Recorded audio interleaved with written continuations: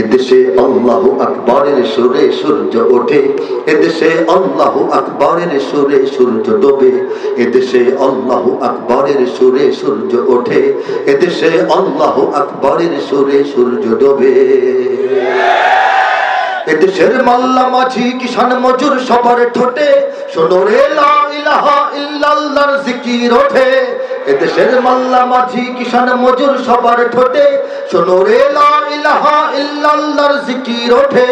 ইমানের তপ্ত আগুন জ্বলছে সবার বুকে বুকে, ইমানের তপ্ত আগুন জ্বলছে সবার বুকে বুকে, সে আগুন দেশ হতে দেশ দেশান্তরেও চলতে হবে।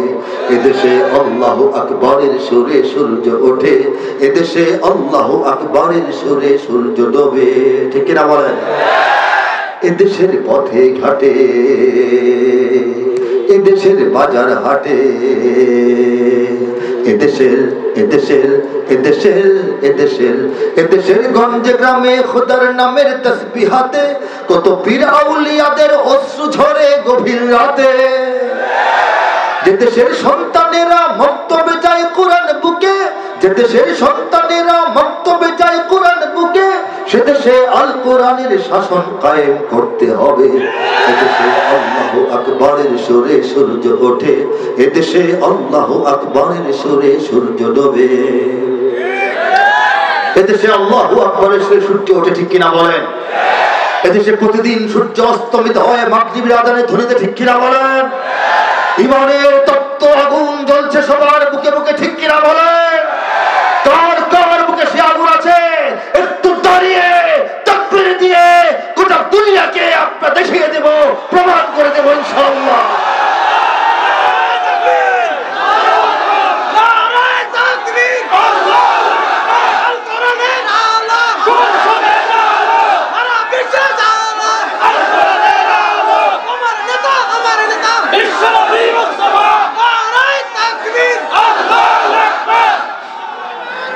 আলহামদুলিল্লাহ। স্লোগান যখন চলে আমি স্লোগান থামাইয়া দেই না, আমি থামিয়ে দিই না। কেন দিই না? কারণটা কি? এত মাহফিল, এত ওয়াজ, এত তাফসীর, এত জুমার খুতবা বয়ান, এত সফর, এত উলামা, এত মাদ্রাসা, এত দাওয়াত তাবলীগের কাজ, উদ্দেশ্য একটাই, এদেশের প্রত্যেকটা মানুষের জবান থেকে দল মত শ্রেণী পেশা বয়স নির্বিশেষে প্রত্যেকটা নাগরিকের অন্তর থেকে জবান খুলে আল্লাহু আকবার আওয়াজ উচ্চারিত করা, ঠিক কিনা বলেন? যখন সেই উদ্দেশ্য বাস্তবায়িত হয়, একটা ময়দানে যখন নারে তাকবীর আল্লাহু আকবারের আওয়াজ বুলন্দ হয়, তোমার নেতা আমার নেতা বিশ্ব নবী মুস্তাফা এই স্বীকৃতি যখন উচ্চারিত হয়, তখন এটাই তো আমার উদ্দেশ্য। চলুক না কিছুক্ষণ, ঠিক কিনা বলেন? এদেশের জলে স্থলে, এদেশের এদেশের ফুল ফসলে, এদেশের এদেশের এদেশের এদেশের এদেশের সবুজ মাটি সবুজ ঘাসে সবুজ বনে, মদিনার সবুজ মিনার ঝলসে ওঠে দুই নয়নে। এদেশের শিকড় তো নয় দিল্লিতে বা ওয়াশিংটনে, এদেশের শিকড় তো নয় দিল্লিতে বা ওয়াশিংটনে, এদেশের শিকড় জানি ছড়িয়ে আছে দূর আরবে। এদেশে আল্লাহু আকবরের সুরে সূর্য ওঠে, এদেশে আল্লাহু আকবরের সুরে সূর্য ডোবে। এদেশে আল্লাহু আকবরের সুরে সূর্য ওঠে, এদেশে আল্লাহু আকবরের সুরে সূর্য ডোবে। ঠিক কিনা বলেন? এদেশের শিকড় তো নয় দিল্লিতে বা ওয়াশিংটনে, এদেশের শিকড় যে দিল্লিতে নয়, দিল্লিকে আমরা এই কথাটা ইদানিং কিছুদিন আগে বুঝাই দিতে সক্ষম হয়েছে, ঠিক না? এদেশের শিকড় যে ওয়াশিংটনেও নয়, ওয়াশিংটনকে যদি এটা বুঝাইতে হয়, আরো কিছু মেহনত যদি করতে হয়, সেই মেহনতটা করার জন্য কারা কারা তৈরি আছে? লিল্লাহি তাকবীর, লিল্লাহি তাকবীর। দিল্লি কয়েক কদম পিছনে হটে গেছে, সেই কয়েক কদম দখল করার জন্য ওয়াশিংটন সামনে আসার চেষ্টা করতেছে। টের পান কিনা? বন্ধুত্বের সীমানা পর্যন্ত আমরা গ্রহণ করব, পাশে দাঁড়ানোর সীমানা পর্যন্ত গ্রহণ করব, আমাদের রাজনৈতিক স্থিতিশীলতা, ভালো একটা নির্বাচন, আমাদের অর্থনৈতিক পুনর্গঠন এবং এইসব প্রয়োজনে বিদেশের সাহায্য আমরা নিতেই পারি, কিন্তু সেই সাহায্যের মাত্রা বন্ধুত্ব পার হয়ে যদি প্রভুত্বের সীমানায় ঢুকতে চায়, যদি আবার নতুন প্রভুগিরি দেখাইতে চায়, তাহলে তাদেরকে একটু বুঝাইয়া দেওয়ার জন্য আমাদের আরেকটু মেহনত করতে হবে, ঠিক কিনা? ইঞ্চি ইঞ্চি ইঞ্চি মাটি সোনার চাইতে খাটি, নগদ রক্ত দিয়ে কেনা। শত্রু বাহানাদার একটি কণাও তার কেড়ে নিতে কেউ পারবে না। রঙের তুলিতে আকাশ সবুজের ছায়া ঢাকা সুজলা সুফলা পরিপাটি। লক্ষ শহীদ গাজী রেখেছে জীবন বাজি, করেছে স্বাধীন এই মাটি। বাংলাদেশ আমার, তোমার বাংলাদেশ সবার প্রাণ। ধন্য ধন্য আমি সবার চাইতে দামি বাংলা মাটির সন্তান। বাংলাদেশ আমার, বাংলাদেশ তোমার, বাংলাদেশ খোদার দান। সোনার জন্মভূমি তোমার জন্যে আমি জীবন দিয়েছি কুরবান। কারা তৈরি আছেন? জীবন কুরবান করি নাই, মাত্র কয়েকদিন আগে করি নাই, করি নাই কিনা বলেন? চারিদিকে দুশ্মন আছে না নাই? চারিদিকে দুশ্মন, ভেঙো না ভেঙো না মন, সাহস জমিয়ে রাখো বুকে। ইমান জিন্দা করে জিহাদের হুঙ্কারে পরাজিত করো শত্রুকে। চারিদিকে গাদ্দার ভিনদেশি তাবেদার, সজাগ দৃষ্টি রাখো সবে। সকল মির্জাফর বিদেশি গোলাম চর, রুখতে তাদের আজ হবে। বাংলাদেশ আমার, তোমার বাংলাদেশ অম্লান। বুকের রক্ত ঢেলে রেখেছি সবাই মিলে মাতৃভাষার সম্মান। বাংলাদেশ আমার, বাংলাদেশ তোমার, বাংলাদেশ চিরমহান। এ মাটির বুক হতে বাজবে সারা জগতে বিশ্ব মানবতার গান। অনেক দামের দেশ নাকি সস্তা দেশ? অনেক দামের দেশ, রক্ত ঘামের দেশ, মায়ার বাঁধন বড় বেশি। হিন্দু মুসলমান বৌদ্ধ বা খ্রিস্টান, পাহাড়ি বাঙালি এক দেশে। কেন তবে সংঘাত, কেন কিসের বিবাদ? ভাই ভাই রাখো হাত হাতে। সমরে পক্ষপাতী হয়েছি শ্রেষ্ঠ জাতি, নজির দেখাও দুনিয়াতে।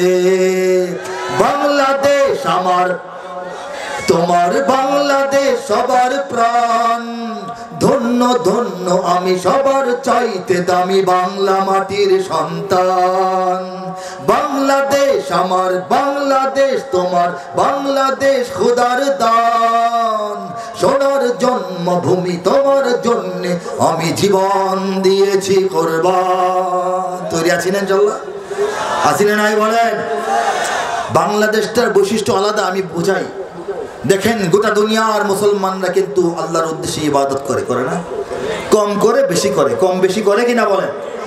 বাংলাদেশ আল্লাহর ইবাদত যার যেমন সাধ্য, যার যেমন তৌফিক করে, এর বাইরে আল্লাহ এবং রাসূলের প্রতি, মক্কা এবং মদিনার প্রতি এক্সট্রা অর্ডিনারি আলাদা একটা আদব, একটা লেহাজ, একটা মোহাব্বত, একটা আদর সোহাগের সম্পর্ক বাংলাদেশের মুসলমানদের অন্তরে আছে, ঠিক কিনা বলেন? দেখেন উদাহরণ দিই, আজান হইলে মাথায় কাপড় দিতে হবে এরকম কোনো ইসলামের আইন নেই, কোথাও নেই।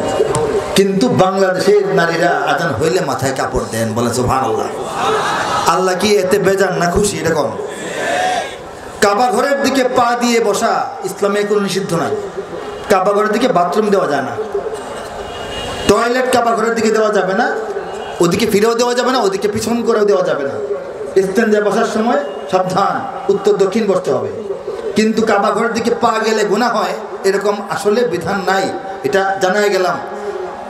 কাবা ঘরে যারা গেছেন উমরা এবং ইয়েতে হজে, দেখবেন অনেক অনেক ইয়েরা হাজি সাহেবরা ওদিকে পা দিয়ে বসে বসে কোরআন শরীফ তেলাওয়াত করে, কাবা ঘরের দিকে তাকায় থাকে, চোখ দিয়ে পানি পড়তেছে, কিন্তু লোকটার পা কোন দিকে? কাবা ঘরের দিকেই। নিষেধ নাই বলে এটা করে, নিষেধ নাই, কিন্তু বাংলাদেশের মুসলমানরা কাবার দিকে পা দিয়ে বসে না। আওয়াজ দিয়ে বলেন ঠিক কিনা? ঘরে ঘুমানোর বিছানা কাবার দিকে পা দিয়ে ফালায় না, ঠিক কিনা বলেন? এতে কি আল্লাহ খুব রাগ না খুশি? এই যে আদব, এই যে লেহাজ, এই যে মোহাব্বত, আমরা প্রত্যেকটা বাঙালি মুসলমান, আমরা আমাদের পিতা মাতা, ভাই বোন, পাড়া প্রতিবেশী, বন্ধু বান্ধব, নিজের মান সম্মান ধন সম্পদের চাইতে কোটি কোটি গুণ বেশি আল্লাহর নবীকে ভালোবাসি, ঠিক কিনা বলেন?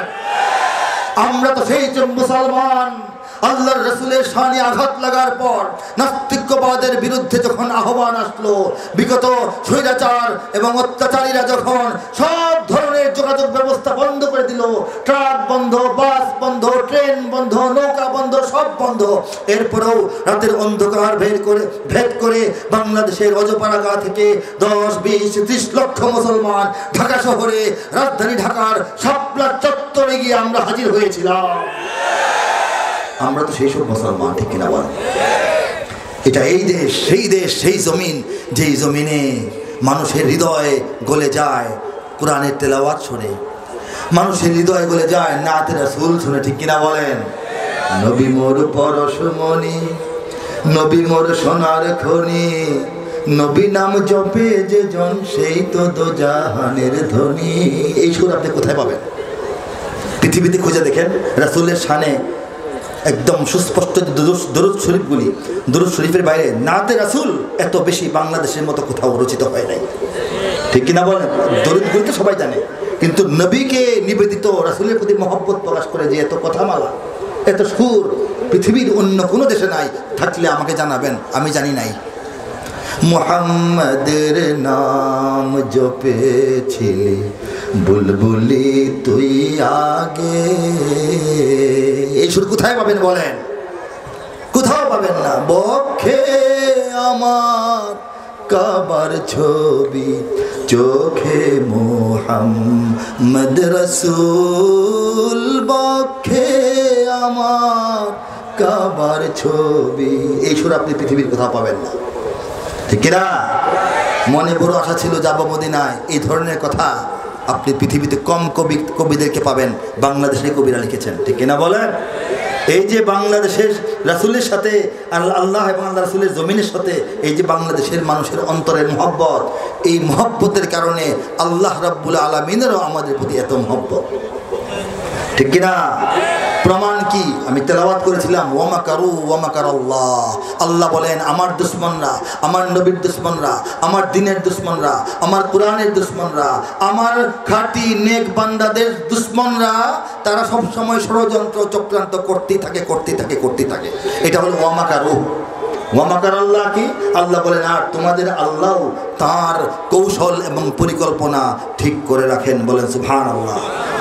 তারা ষড়যন্ত্র করে, আল্লাহ কি করেন? কৌশল এবং পরিকল্পনা করেন। বাংলাদেশ কি তাদের ষড়যন্ত্রে নষ্ট হয়ে যাবে, না আল্লাহর পরিকল্পনায় ইসলামী হুকুমতের দিকে যাবে? বলেন। আল্লাহর পরিকল্পনা বাস্তবায়িত হবে ইনশাআল্লাহ, ইনশাআল্লাহ, জোরে বলেন ইনশাআল্লাহ। বাংলার ইতিহাসে যখনই শত্রু আসে পালাবার পথ খুঁজে পায় না, আওয়াজ দেন, ঠিক কিনা বলেন? বাংলার ইতিহাসে যখনই শত্রু আসে পালাবার পথ খুঁজে পায় না, ইংরেজ বেনিয়ারা এখানে খেয়েছে, তারা পালিয়ে গিয়েছে, বাগ হয় না। বাংলার ইতিহাসে যখনই শত্রু আসে পালাবার পথ খুঁজে পায় না, ইংরেজ বেনিয়ারা এখানে খেয়েছে, তারা পালিয়ে গিয়েছে, বাগ হয় না। বুঝে নিক আমেরিকা, বুঝে নিক ইন্ডিয়া, বুঝে নিক রাশিয়া ও চায়না, বুঝে নিক আমেরিকা, বুঝে নিক ইন্ডিয়া, বুঝে নিক রাশিয়া ও চায়না। মুমিনের এই মাটি ইমানের এই ঘাটি কিছুতেই কেড়ে নেওয়া যায় না। মুমিনের এই মাটি ইমানের এই ঘাটি কিছুতেই কেড়ে নেওয়া যায় না, না। মুমিনের এই মাটি ইমানের এই ঘাটি কিছুতেই কেড়ে নেওয়া যায় না। সাহাবায়ে কেরামের আগমনে এই দেশ হাজারো বছর আগে ধন্য, ওলিদের মেহনতে গড়ে ওঠা এ জমিন কোটি কোটি মুমিনের জন্য, কোটি কোটি মুমিনের জন্য, কোটি কোটি মুমিনের জন্য। এ মাটির ভাজে ভাজে শহীদের খুন আছে, এ জমিন কখনো শুকায় না। এ মাটির ভাজে ভাজে শহীদের খুন আছে, এ জমিন কখনো শুকায় না, এ জমিন কখনো শুকায় না। মুমিনের এই মাটি ইমানের এই ঘাটি কিছুতেই কেড়ে নেওয়া যায় না, ঠিক না? এখানে লক্ষ প্রাণ আকাশে আকাশে দেয় আজান, জমিনে লুটায় কোটি কোটি শির। এখানে হাওয়ার আগে হাজারো কণ্ঠে জাগে দিকে দিকে নারায়ে তাকবীর, দিকে দিকে নারায়ে তাকবীর। এখানে লক্ষ লক্ষ মসজিদে লক্ষ লক্ষ মুয়াজ্জিনের কণ্ঠে একযোগে আকাশে বাতাসে, বাংলার আকাশে বাতাসে আজান ধ্বনি ছড়িয়ে যায়, ঠিক কিনা বলে? সেই আজান ধ্বনি যখন কানে আসে তখন এদেশের কোটি কোটি কোটি মুসলমান, এদেশের কোটি কোটি মানুষের শির, আপনি মাথা বলেন, মস্তিষ্ক বলেন, কপাল বলেন, যাই বলেন, তাদের কপালগুলি আল্লাহর সামনে এই বাংলার জমিনের ধুলাবালি মাটির মধ্যে লুটিয়ে পড়ে, ঠিক কিনা বলেন? কোন জমিনে আঙুল দিয়ে দেখান, গর্ব করে দেখান, আমাদের জমিনটা দেখাইতে সমস্যা কি, ভয় আছে? কোন জমিনে? এই জমিনে। বলেন কোন জমিনে? এই জমিনে। এখানে এখানে গ্রাম শহরে, এখানে গ্রাম শহরে কি বলবো, প্রস্তুত ঘরে ঘরে। কারা প্রস্তুত বলতে হবে না? এখানে গ্রাম শহরে প্রস্তুত ঘরে ঘরে, আল্লাহর সেনারা ঘুমায় না। এখানে গ্রাম শহরে প্রস্তুত ঘরে ঘরে, আল্লাহর সেনারা ঘুমায় না, আল্লাহর সেনারা ঘুমায় না।